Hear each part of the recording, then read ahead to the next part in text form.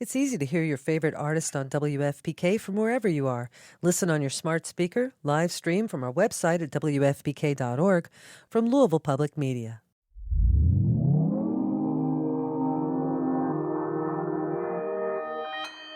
Consequence Podcast Network.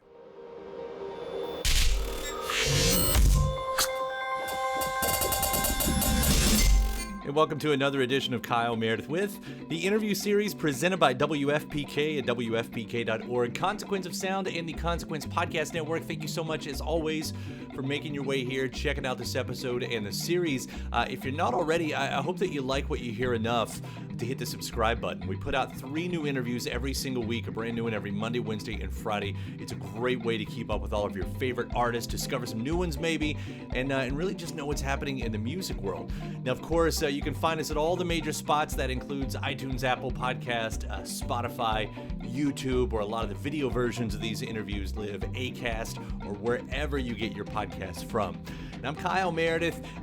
This week, and in fact this whole month, we're actually running special episodes, the best of 2020. Some of my favorite interviews, some of the most watched or listened to interviews throughout the year. And we're going to be releasing a new episode this month only, just every single Wednesday, as we look back at what was a really weird year, but still included tons and tons of great music. That always seems to be the thing, right? Even in the worst of times, we lean in on the music to help us get us through. And the artists, they come through for us every single time, it seems like. So this episode, we're going to be talking to the bands, or revisiting moments that I talked to the artists: Hollywood Undead, LP, Paul Stanley of Kiss, Avril Lavigne, Jaden, and Evanescence. And in fact, we'll start with Amy Lee of Evanescence. This was recorded back at the beginning of 2020. In fact, in the full-length interview, she talks about the upcoming tour that she was looking forward to, as every musician at that time was, obviously not knowing what was in store. But they were in the studio. They were working on a brand new record. They had just put out a cover of Fleetwood Mac's The Chain, ended up on a video game.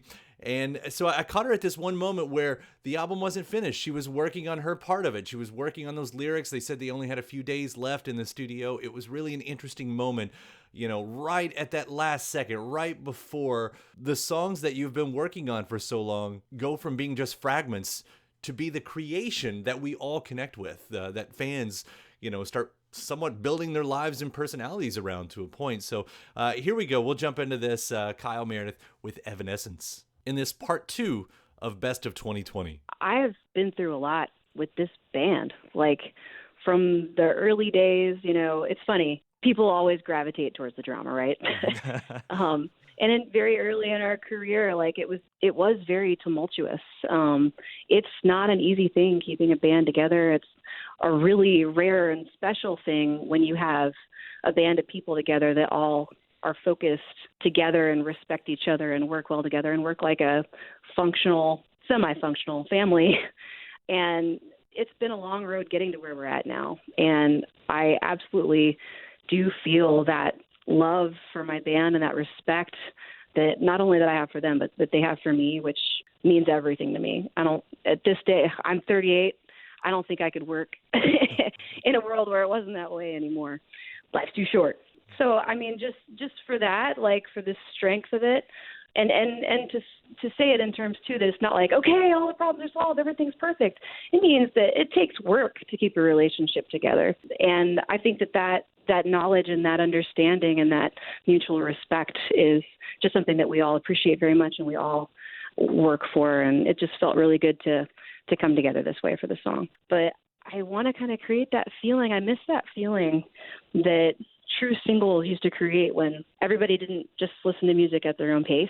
Mm-hmm. Like, we were all together listening to one song at a time. And I also don't want to make people wait anymore. And I don't really want to wait anymore to play new music.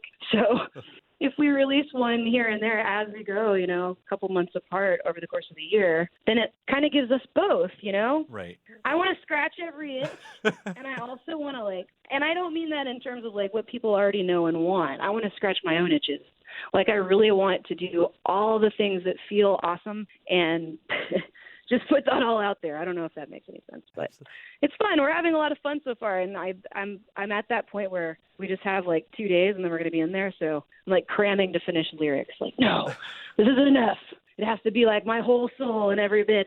So this is the part where I'm frustrated, and then it all comes together, and I'm like, yes, it was just part of my process. Now, one of the more surprising interviews that I had this year was with a guy named Jaden Hostler. He goes by Jaden, spelled Jxdn. I say surprising because, one, he's sort of brand new to music. He's been really big on TikTok for the last couple years, built up quite a fan base over there. And so he made a turn. He decided to do some music. He met up with Travis Barker, or rather Travis Barker, I think, reached out to him. Travis Barker from Blink-182 was Travis's very first signee to his brand new record label. And then Jaden started releasing music. We talked right after I think the second, maybe third single had arrived, did the interview. And then, oh my God, this is my moment, I guess, where I become the old guy of just underestimating how big a fan base TikTok brings over to the music world. Because, wow, Jaden's fans, super amazing out there and super into checking out anything that he's talking about. We had the most touching conversation. He told me about growing up in the South and what that meant as far as learning who to be and how to be a good human. It really all added up to a conversation that I wasn't expecting to happen, but that I was so grateful that we did. Division was just like a big part of how I grew up. You know, no one ever worked together. Everyone just seemed to hate each other. And I felt like I was a part of that for a long time. So at this moment, I felt like, wow, dude, like I really found out my destiny, because this is what's going to bring the world together. You know what I mean? This is how powerful music can be. Because growing up in the South, everyone's pretty judgmental with that aspect. You know, it's either you believe this or you get casted out. You know, you're an outcast. And I was, not that I ever, like, I still believe, genuinely, I'll tell you that openly. Like, I do. I love what I believe, but it's not in the judgmental sense at all. Like, I think everyone is entitled to their own beliefs. You know, when I grew up, I didn't think that. And now I believe that, you know, love is what leads people to change, not judgment. Like, that's the dumbest thing I've ever heard. Like, for anyone to cast anyone out for any sort of reason is absolutely stupid and absolutely the opposite of what I believe. And so it's been really fun and kind of beautiful, because my parents were the most supportive people in my life, like absolutely the best people I've ever met. Genuinely would do anything for them. And they've been the most accepting coming out here, because it is a very different world, you know? Like, I remember at my high school, like, my principal, I just got my ears pierced, and he told me I wasn't going to be able to graduate if I had my ears pierced. And I was in line with my cap and gown on, and I just got them done the day before because I just got back from L.A. Almost tried to suspend me because I got my nails painted, like all that type of style of stuff, you know what I mean? And so coming out to L.A., got my ears pierced, you know, started getting a lot of tattoos, started like dyeing my hair a bunch of different colors. And my parents were just with me the whole time, dude. And they've just shown so much love. And that's the love I'm trying to show to everyone in the world, because that's the love that, you know, ultimately gets people where they need to be. Like, that's how people should act. And my parents are a great representation of that. So I grew up like listening to like classic rock type of stuff with my dad. But I grew up in the South, you know, and everyone out there, once you get to middle school and high school, is like, listen to trap music. That's it. And so I didn't really get to branch off into that. But as soon as I moved out to L.A., I started talking to this girl named Mads Lewis, who we started dating a while back. And she's a huge Blink fan. So, yeah, it's really funny. The timing of everything just, like, fit in perfectly. And I became like a huge Blink fan. Also like Green Day, Five Finger Death Punch. And we always talked about Travis Barker because her and her dad just like loved him. And so the fact that, you know, I ended up working with him is crazy. And actually on Comatose, before I even like met Travis, before any of that happened, me and my producers used Travis's drum kit on Splice. Oh, wow. Yeah, and so we didn't even, like, obviously I had no idea any of this was going to happen. And then Travis didn't even know that it was his own drum kit, like, whenever he listened to the song. And we were like, yo, this is you. He was like, what? That's crazy. It's part 2 of the best of 2020 interviews here on Kyle Meredith with, if you missed part 1, by the way, go check that out wherever you get your podcast from. We've got that up there, centering more on indie rock with folks like Ed O'Brien from Radiohead, Stephen Malcolmus from Pavement, Paul Banks from Interpol, and so much more. Now, continuing here, Avril Lavigne had released a record back at the end of 2019 called Head Above Water. When the pandemic hit, she had took one of her singles from that album called Warrior and transformed it into a song in tribute to the frontline workers called We Are Warriors, which Avril will tell you all about here. So I initially wrote Warrior about my own health battle with Lyme disease a few years back. And now that we're going through what we're going through in the world with COVID-19, just like seeing all of the frontline workers, what they're doing and how they're all stepping up and holding the world together. They are the warriors of today. So after my tour got canceled, I was like trying to figure out something that I could do just like musically or creatively to give back. So I took the song Warrior, re-recorded it, changed it to We Are Warriors in honor of the frontline workers. Did all that from home and put together a powerful music video using current footage of what's going on today. And the proceeds of the song to We Are Warriors goes to Project Hope and in supplying PPE for medical workers around the world. How have you found out to make an anthem personal? Because that can't be an easy thing. That's because I'm writing my songs, and I write my songs, especially like this last album, Head Above Water. It was just like so personal. All my songs are, but this was on a very deep level of like what I was going through in my life at that time. Like my album, the Head Above Water album, was so healing for me. And like I didn't know if I would be doing music anymore with like what I had gone through with like my health struggle. And I came out turning to music and like writing songs without even trying to write them. So like Head Above Water and Warrior were the first two songs I wrote that were just like on my heart, just about me fighting and trying to survive what I was going through. And like the beauty of music is that it can mean different things to different people. And like with this song Warrior, it's taking on a whole new life of its own, and it's like now has a whole new meaning with like what's going on in the world today. And that's what I do. I just turn to music and I write about what I'm going through. I'm a strong person, and I like to have the message of strength in my music so that I can look at the situation in the eye and keep moving forward. And that's how we have to be in life, like through different things we go through, whether it's like troubles in a relationship or like with your health or like whatever it is, you're trying to figure out what direction you're going in your life or not. And like I like my message to my fans to be inspirational so that people can like feel good and get strength and it can encourage them. And that's what I love about We Are Warriors is I hope that there's some inspiration in there for people during this time in the world, that I hope that it brings hope and makes people feel good and encourages people, and just sort of also just really wanted to express and show my gratitude and honor the frontline workers. Part 2 of the Best of 2020. Now, this is probably the most recent interview. In fact, it actually was. This was the last interview that I did for the year, and it's with the band Kiss. Lead man Paul Stanley, as the legendary group are getting ready for their final show of the year. It's a New Year's Eve show that they're going to be doing virtually from Dubai. Now, you think virtually, you've seen all the the living room concerts that people have been doing from their own houses, bedroom shows or whatever. Kiss doesn't do that. In fact, they said, you know what? We're actually going to do the biggest show of our career. We're going to go to Dubai, one of the most extravagant cities in the world, and we're going to bring $1 million worth of pyrotechnics, and we're going to blow this year out. In fact, they're calling it Kiss 2020 Goodbye for a lot of obvious reasons. The obvious reasons that Paul Stanley will be talking about here. What I took away from this, what surprised me, is what a positive person Paul Stanley is.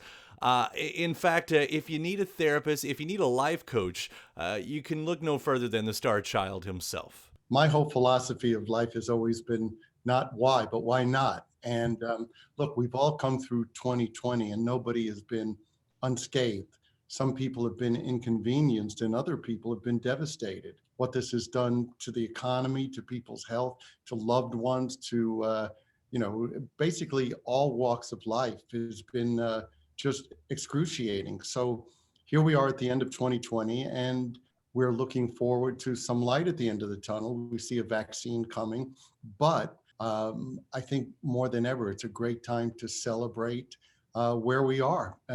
It's not a crime to be jubilant and have a great time in the midst of this, because God knows we need it. So I try to tell people that now more than ever, we need each other. And it's not a weakness to reach out to other people. It comes from strength, and it's life affirming to see a community of people come together. I've always seen us in an arena or stadium as being our environment to kind of speak about community, speak about the power of rock and roll, the power of self-empowerment of the individual and what you can accomplish on your own and what you can accomplish in a group. Kiss goes so far beyond being a band with fans, because unlike a lot of other bands where if you see your younger brother at the show, you're embarrassed, this is like the biggest communal secret society of black sheep. So when you see your neighbor or you see your dad or you see anybody else there, it's a feeling of empowerment. And I like to feel that in some ways I lead that. It's the purer aspects of being evangelical without all the other stuff thrown in. I'm a big believer that on its worst day, life's a miracle. And people talk about glasses half full, half empty. I think the glass is always overflowing. And maybe we need to be reminded of that sometime. Really how amazing and miraculous life is.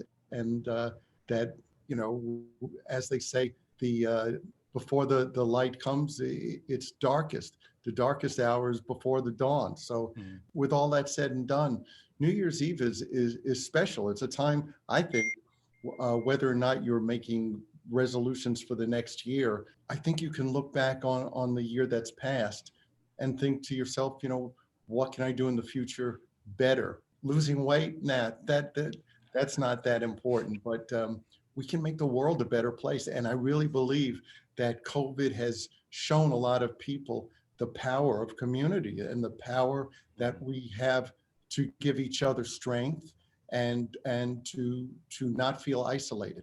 You're entitled to have the best life that you can create for yourself, as long as you don't damage anyone else in the process.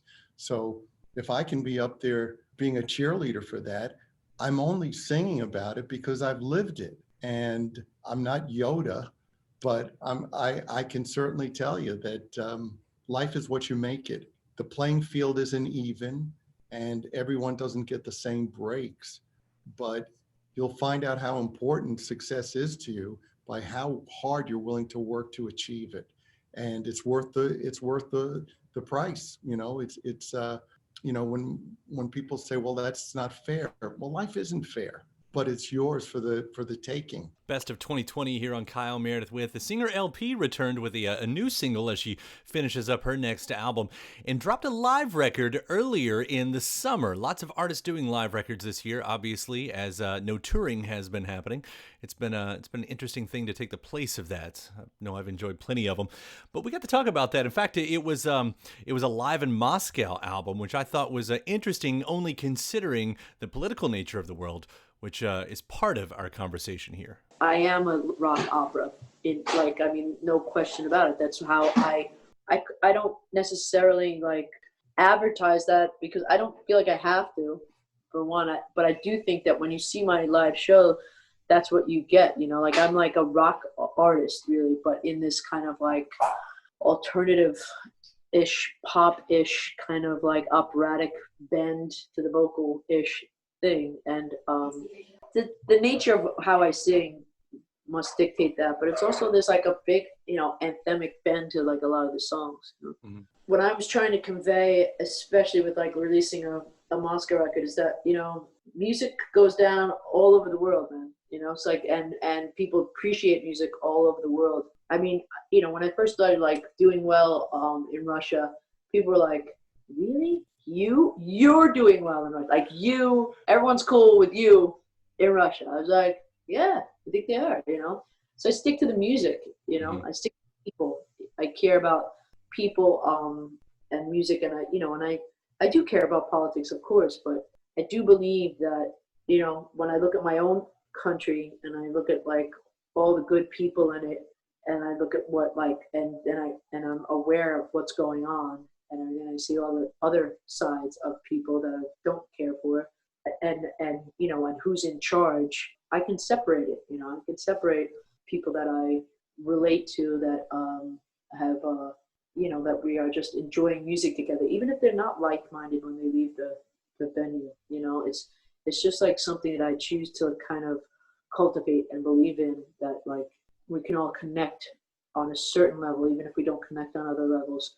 And maybe we do as well connect on those levels, but it's like not something that I'm personally willing to delineate as far as music goes. Like, I feel like that's what culture, that's what art is about, is another tier of connection for us when we are, often just absolutely like, separated by our leaders, and, also sometimes by our personal beliefs. But I think that I'm trying always to find a way out the window with music toward, the goodness in myself and others. So to me, it's like a perfectly great and timely thing to do, as far as like just to remember that, someone like me can like get 6,000 people in a room to listen to my music, even in the current, state of the world. And I can get even more in the room. I could have done that a couple of nights, and it's mind blowing to me. And it's, I think it's inspiring to me and to, I hope, other people, and there's people wanting experiences in other countries that are not something that they get to see all the time. We'll wrap up this part 2 of the Best of 2020 with Hollywood Undead. I got on the phone with Johnny Three Tears, and along with talking about all of their new music, of course, we really got into what it means to be a metal band, the state of the metal scene, and the metal community. A really insightful interview to close out this episode. If you're going to write like a heavy song progression-wise, you're probably not going to, sing "Here's Come the Sun" type lyrics or something like along that line. But I've always loved the contradiction in music. Nine Inch Nails did this to perfection to me, where they'd have these really like circus-y type sounds, and like it was almost like if you stripped the lyrics or the vocal quality, you'd think you were watching like a movie or something, but then he counterimposed it with really, really dark stuff. And I love that. I love that, how the oxymoronic nature of songs like that. So I think that kind of happens naturally, but we certainly don't try. We have like a song called Bullet would be a good example, where the music is very major, it's very chipper, and then the song is about suicide. And I love that, the way those things bounce off each other, because it kind of messes with your head. It's because you're expecting to hear, deep down subconsciously, you're expecting to hear something else. And so when you hit someone with something that has nothing to do with the sound of the music itself, I've always loved that. That's something that always, at least I enjoyed. So we'll do that. So I don't think the musical qualities predict what the song will be about. Although if a song's very heavy, you're typically going to lean in that direction because your testosterone levels go up, bro, and you just want to rage. So there are those levels, and the testosterone levels were from injections, not just natural, bro. Like I covered earlier in the interview. No, I'm just kidding. So I think it does affect what you're saying. There's no doubt about it, but I certainly don't think it's conscientious. Okay, metal has always been a sleeper music in a sense. So a lot of people, because the mainstream itself does not embrace the metal community, unless you're Metallica.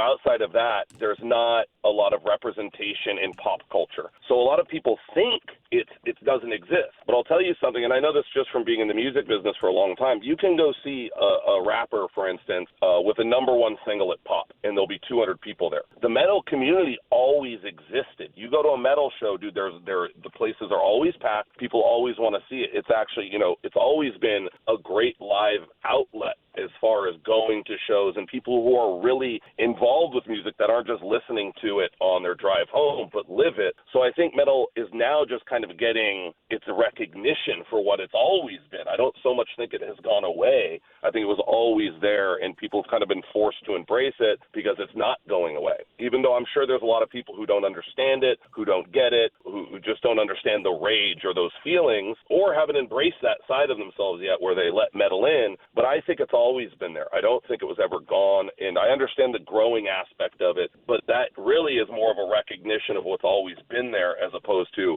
it just kind of came out of left field and everybody loves metal now. You know what I mean? Right. Is a part of that community. It's always existed. It never went anywhere. Sometimes things, I think, popular music has certainly taken a turn towards more pop-driven, and hip-hop has grown exponentially. And that was like underground music for a long time. And even mainstream rap artists, like you take Nas or the Wu-Tang, it was a pocket music. It's not like, 40-year-olds are listening to this stuff. Now, there's tons of people who will listen to mainstream rap artists that are saying the same things, but somehow it became some more socially acceptable. And metal, I think, is important to culture because no other music provides, especially young people, with the outlet they need. They're not going to get it singing about their ex-boyfriend or whatever these guys, you're talking about selling OZs in the projects and shit. And I get it, but people need an outlet for the angst that everybody has. And I think metal has a very big responsibility, especially towards young people. So I take it seriously, and I'm glad that it's getting the recognition it deserves, but metal never went anywhere. If you don't believe in your music, I can almost assure you that no one else will. So I think it's important for bands to have that freedom to move forward. Take it or leave it. Obviously, that's up to the listener. You certainly aren't. You're not going to be reprimanded for not liking something we do. People tell us some of our stuff sucks all the time. I mean, I hear it regularly at our own meet and greets. Hey, I really don't like this record. Wow. It's like, okay, like it doesn't insult me. We've written plenty of songs that I think are horrible, so I'm not going to even side with myself. I'm like, yeah, it could have been better, but these are all like units of time, and in moments you think things are great, and then 2 years later you might go, oh, we could have done that better. And it's one of those things. Music is trial by fire, dude. It's one of those things where you're given like 30 days to create something with very little time to think about what you're doing. It's all instinct and it's all emotion. So as your emotions changes, your instinct changes, so will that music. And it's just one of those things. But I think if people like music, they should certainly, you don't have to listen to something. You certainly shouldn't lambast people for trying new things and trying to keep things interesting. I know a lot of people think that way, especially with our band, because we experiment so much. People call, they don't like what we do because it's all over the place, or we can't be like boxed in with something. But isn't that the whole purpose of music? Is like, dude, we have so many of these different things available to us.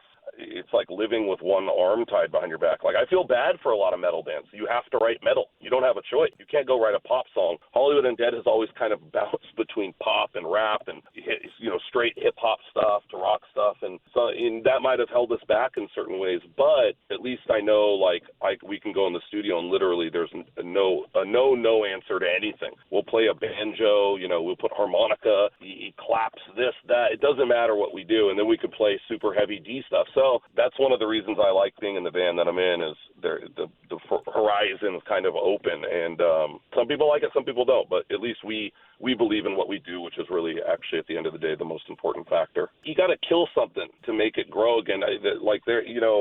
Plato used to talk about this, not to get too heady, but if something isn't growing or dying, you can't hold still in the universe. You're either growing or you're dying. The rock bottom, the foundation, is where you should always build something from. So in order to build something new, we're always trying to topple our past record. We're always building. We write a record. Okay, let's expand on that. Let's build off of that. And you end up in this really tall house that's kind of leaning over because everything that precedes it is under it. And I really wanted to kind of do away with all of that and say, look, let's get in the studio and pretend we've never written anything. What would we write without going, oh, we already wrote a song like this, or we already did something similar, or let's expand on this because this song did well at radio, or whatever the case may be. I really just wanted to take it back to year zero and kind of go, hey, what would we do if we had done nothing prior? And that's kind of what happened with New Empire, for better or for worse. There's no telling at this moment how that's going to be received, but we like the record. So if someone else doesn't, at least I'm self-assured in the fact that I do. Obviously, you always want your fans to listen to music. You always want new people to go, oh, dude, I got to check this out. This band's dope. Anybody who says different is lying.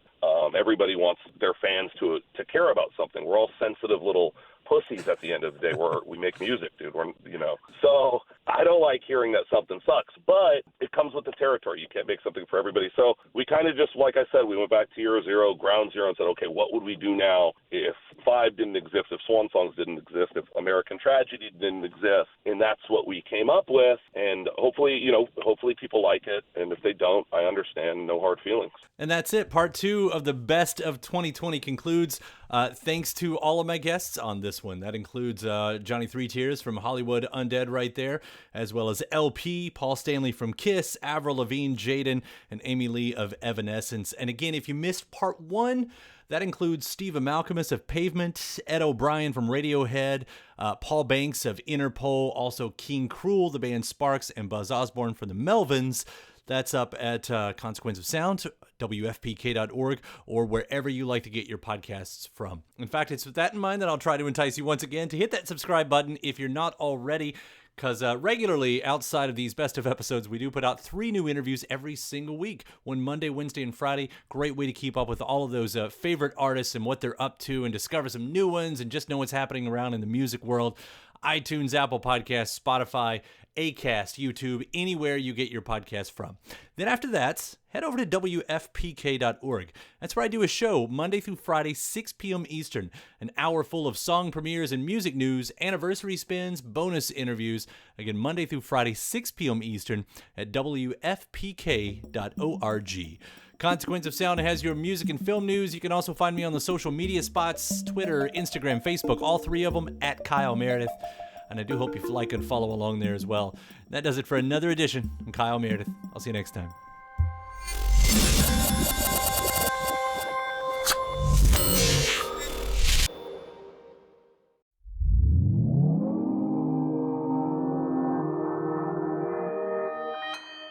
Consequence Podcast Network. I'm Leo Phillips, host of This Must Be the Gig.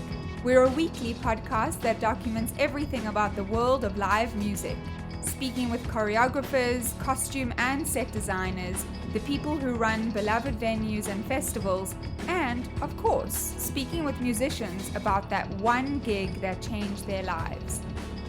Get your peek behind the curtain at consequenceofsound.net, Apple Podcasts, or wherever you listen to your podcasts. It's easy to hear your favorite artist on WFPK from wherever you are. Listen on your smart speaker, live stream from our website at WFPK.org, from Louisville Public Media.